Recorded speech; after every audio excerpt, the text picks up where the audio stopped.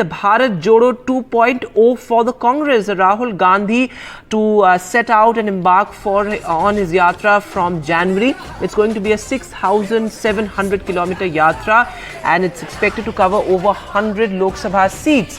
The yatra, which was earlier being called the Nyaya Yatra simply, has now been christened the Bharat Jodo Nyaya Yatra, interestingly, and the Jodo has been added to that name. This after the Bharat Jodo Yatra became perhaps a force to reckon with, something that at least the Congress would like to claim was had huge impact for the Congress on the ground, particularly in the south. My colleague Sunil Prabhu spoke to CLP leader Pratap Singh Bajwa on this. Take a look. I'm joined by somebody who's not only the convener who's going to hold the stake for Congress party. You'll be the man who will be blamed, even though you have two chief ministers there.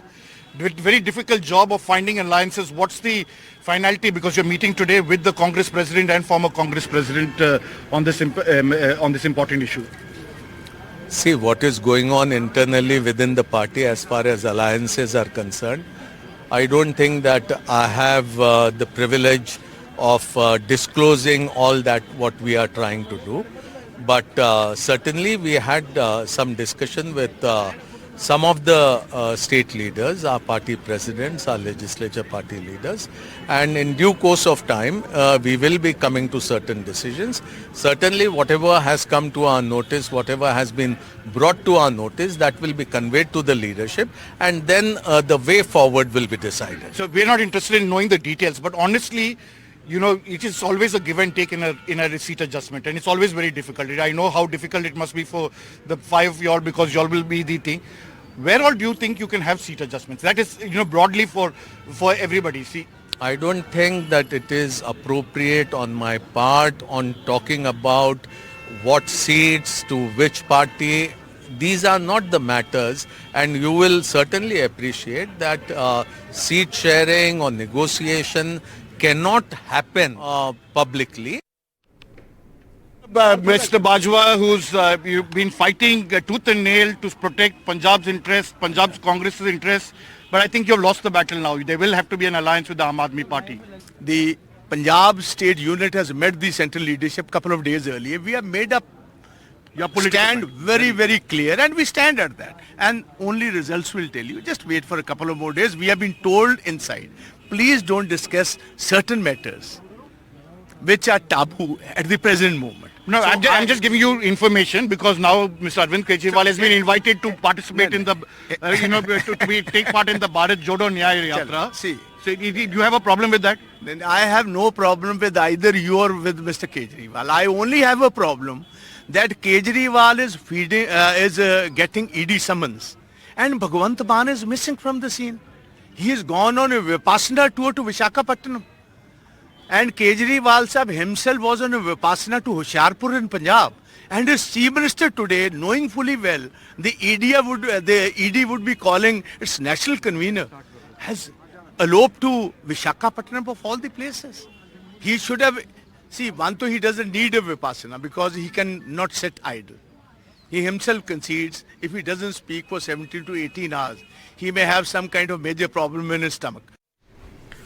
And senior colleague Sunil Prabhu is now joining us live on the broadcast. So Sunil sir, interesting that the yatra was renamed the Bharat Jodo Nyaya Yatra. The Congress certainly wanting to cash in on whatever impact the Bharat Jodo Yatra has had.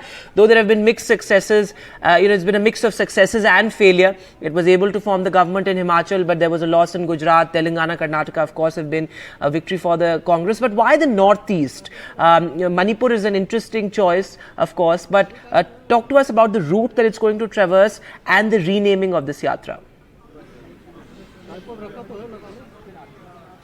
Well, firstly, the Bharat Jodo being included to the Nyaya Yatra is interesting. It's because of the impact that it had, and that's why they want to have some continuity, and that's the reason.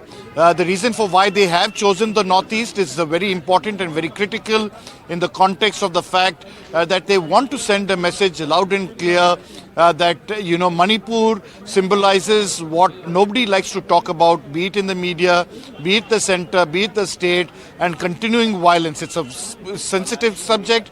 It's a sensitive state, and as the violence continues, to send the message of justice, equality, and really inviting everybody to be participating in that yatra, giving a carte blanche invitation to all alliance leaders to be part of that entire process. So it's in that context that the Congress is embarking on this provision. They have also decided not only to do Manipur but also added Arunachal Pradesh and symbolize that, from east to west, we are not leaving any stone unturned, trying to reconnect 100 assembly constituencies, nearly 85 districts, 6,700 kilometers.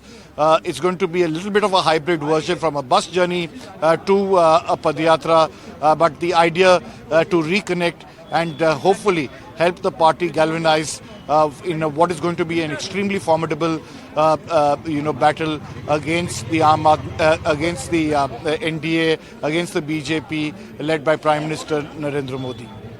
Srinivasa, thanks very much for joining us with that update. So as Srinivasa is pointing out the Congress wanting to maintain some sort of continuity as far as its Yatra bid is concerned after the Bharat Jodo Yatra, the Bharat Jodo Nyay Yatra now that Rahul Gandhi will embark on starting later January this year.